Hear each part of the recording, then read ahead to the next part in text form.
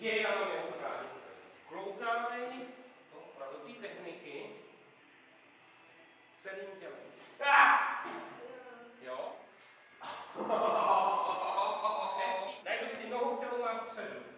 Tady je to místo na koleni. Jo?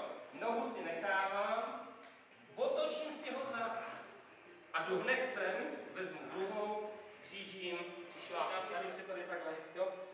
Jsi pohodlný, jako dobrý všechno, nemá žádný problém. Mluv, nemá žádný problém, já si vypnu mobil a volám policii. Jo, tu záchodník, tak může jít na ruce, běž na ruce a můžeme posilovat, jo, záchodníky.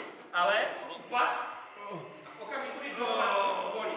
Přátelé, klíčový je, že mě hlavně je potřeba, aby to nešlo prostě 15 cm, 6x, 10x noční tepny. Jo, nebo tak. Rameno, obličej, břicho, tatášovka. Jo?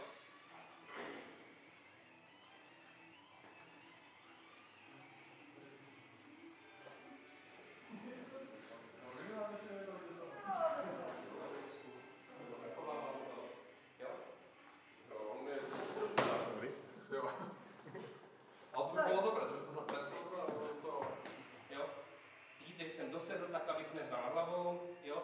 A zase pro mě je ideální, když je na ty zdi takhle. Takže já ho hážu zády na zeď, jdu vedle něho a jdu. Hlava, on musí vzdorovat ty ruce, když mu mlátím hlavu do zdi, takže mě chytne třeba tu ruku. Koleno tady. A hele, už mi zase pustil tu ruku, jo? Strháš mu kůži, oči, uši, jo? A pak ho vezmeš